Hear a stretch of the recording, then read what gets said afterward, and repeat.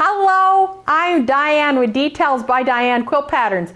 I design quilts that are easy, look like stained glass, but they're like, oh, so easy. Now, some of you are already my followers, so I consider you my peeps. So if you'd like to be a peep, you need to sign up for my newsletter. This is me. This is what you're going to see if you come to my website, because then I don't age. See, I am so smart. Okay, so let's begin. I'm going to give you a one-on-one on how to make my Diane's Garden. And it's so easy, you're not going to believe it. Now, I know people banter about easy. I should say super easy, because there's a lot of easy liars out there. And I'm not a liar. I'm Queen of Stained Glass Quilts. That's why I have on the honkin' crown. And I know you envy it, and a lot of you want that pattern. But hey, till you've given up time to design, given up combing your hair and going to the bathroom to make those sacrifices, you don't get to wear the honkin' crown, okay? Okay, on to the project. This is called Diane's Garden. This is really fun. A lot of people have called it roses. And it does look like roses. But I didn't name it. Benartex named it when they were making kits of it. That's why it's Diane's Garden. You get the pattern and it comes in 3 great sizes. It comes in, this is the medium that's here. Comes in a miniature. Like how cute is that? Wouldn't that be cute as a table runner? And it comes in honkin' big. So you can make a bed quilt. I just have to do all the work for you because I am your queen and I love you. Okay, so first step. And this step is just like in making all my other stuff. You're going to get your pattern and you're going to take a fusible to lay over the top. Now, I like Heat and Bond fusible. Why I like it is because it's inexpensive and it's stable and it comes in light, which means you have to stitch down the pieces. Ultra Hold Heat and Bond fusible, you cannot stitch down the pieces. Don't get them mixed up because you're going to gnash your teeth because you can't get a needle through it. It goes ka-chunk, ka-chunk, ka-chunk, ka-chunk, and you get glue. It's just heavy on glue, okay? Now they've come up with a new lightweight that I'm playing with, really fun. So you're going to take your pattern, and I draw nice, long, dark lines.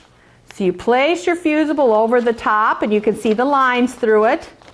And you trace it using an ultra-fine Sharpie marker. Duh, how easy is that? Then you've got your fusible piece, all traced out. On this project, you're making 20 blocks. So what you're going to do is you're going to have 20 black squares and 20 of these traced. Now I know some of you whine and you're saying, oh, I don't want to trace. Well, you know what? Put on a movie, zone out, trace. But don't sit too long. I mean, you need to get up and get your blood moving. I mean, get up, shake your bun, shake your bun. Okay, that's enough, Ricky Martin. Okay, so you've got 20 of these. You're going to take 20 fabrics. Now, here's some florals that I use. This is great for large florals. But you got to make sure that when you choose your fabric, don't choose anything with a black background or black in it or it's going to look holy. And I don't mean H-O-L-Y, I mean H-O-L-E-Y, and it's going to look funny. So pick out your fabrics.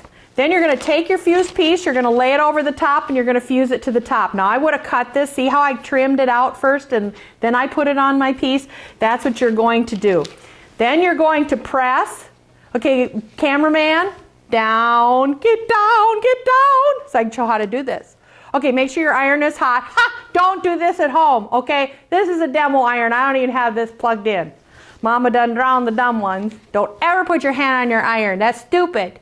Oh, I'm not supposed to say stupid. That's not politically correct. Just don't do it. It's not the smartest thing to do. Then you're going to press. Now, when you press with Heat and Bond, don't put your iron on scorch. Put your iron on medium heat. And you're going to go 1001, 1002, 1003, 1004, 1001, 1002, 1003, 1004. Then when you get that down, you say, oh, Diane, Queen of Stained Glass Quilts. Of course, you insert your own name. You are the most beautiful woman in the land. And you talk nice to yourself because that's important to talk nice to ourselves. All right. Now, once I have it in this state, I'm going to pick up my scissors and I'm going to start to cut it. Now, when you are cutting it out, chunk it out first. Why would I cut with this great big piece of paper? Now, I didn't learn this in kindergarten because I was in the first kindergarten class. So can the camera see me at all? Do I have to do this? I'll do this so that you can see me. So what I'm going to do is I'm going to hold the fabric in my left hand, and I'm not going to ever move my scissors. I'm going to move my fabric. And this is what they teach in kindergarten, I guess, it took me a while to learn. But you're just moving the fabric. So your right hand is relaxed, opposite way if you're left-handed. And you're just going to swing around and get that cut out. Cut out all your pieces. Then you're going to take a piece of black fabric. And the instructions will tell you exactly what type of line to chalk. Now the only thing we're going to draw on this, we don't need a light box, we don't need to get fancy with this. This tells us a 1/2 inch. I'm going to take my ruler, I'm going to chalk a 1/2 inch border all around. You've all done a puzzle. You know, you start with your border pieces and then you continue on. That's what we're going to do. So I'm going to look at the front cover because we traced in mirror image. Now this is how the pieces are going to go on. And I'm going to see that starting on my outside edge, I'm going to take off the paper first. When I know where the piece goes, I'm going to take off the paper. Now I find it easier to just pinch it and pop it with my left hand. And pop it, I just pop it on the edge and it comes right off. So I don't have to pick at it with fingernails, so I can continue to chew my nails, which I don't want to continue chewing my nails, and I've always been told to stop chewing my nails. And my dad even threatened to put chicken manure on to make us kids stop chewing our nails, but that's another story. Okay, so I would continue on until I have all of my pieces and I'd lay them all out, make sure the paper's off the back. Sometimes people will press and they'll say, okay, I've pressed it down and it won't stick. Oh, I left the paper on. Be sure you take the paper off. We do not iron. We never iron with fusibles. Iron is a 4-letter word. We say press. Everybody repeat it after me. Press. Good. See, you're so smart. So then we have our blocks.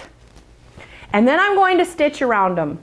And I like to use a blanket stitch around this one. But a lot of times I will use a zigzag as a 2.0 width with a 1.5 length.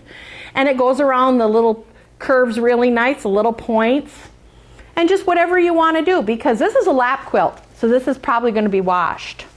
Unless you never allow anybody to use it.